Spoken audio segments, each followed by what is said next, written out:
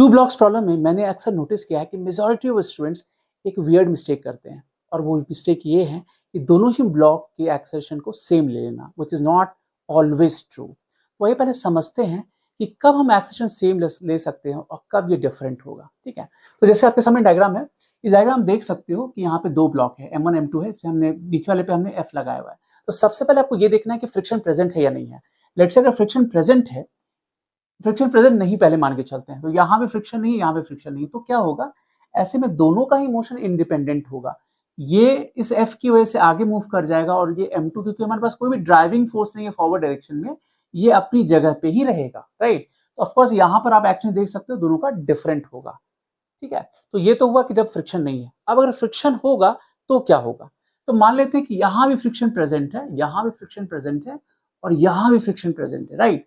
सो अब क्या होगा कि पहले हमें ये एस्टैब्लिश करना पड़ेगा कि ये ब्लॉक मूव आगे करेगा या नहीं करेगा, क्योंकि इवन दो सरफेस रफ हो बट फ्रिक्शन तभी लगता है जब उसका रिक्वायरमेंट हो।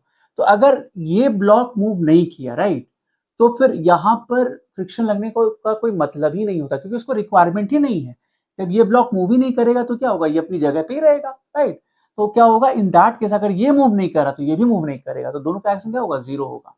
अब लेट्स से कि अगर ये F इसका जो लिमिटिंग फ्रिक्शन है यहाँ पे जो लग रहा है इससे एक्सीड कर गया, तो अब ये एक्सलेरेट करेगा डेफिनेटली।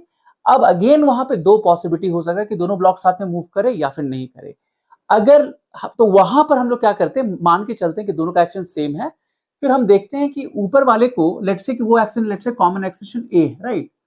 तो अगर F2 मेरा इस एक्शन से मूव कर रहा है तो M2 इंटू ए होगा, राइट। और ये value of course this should be less than equal to F limiting होना चाहिए, जो इसके यहाँ पे लग रहा हो, राइट। उस लिमिटिंग फ्रिक्शन से कम होना चाहिए, तभी ये इसके साथ मूव कर पाएगा। अगर ऐसा नहीं है तो अगेन इसका एक्सेलरेशन और इसका एक्सेलरेशन क्या होगा, डिफरेंट होगा, राइट। तो हम ऐसा नहीं कह सकते हैं कि एक्सेलरेशन जो होगा दोनों ही ब्लॉक का सेम ही होगा।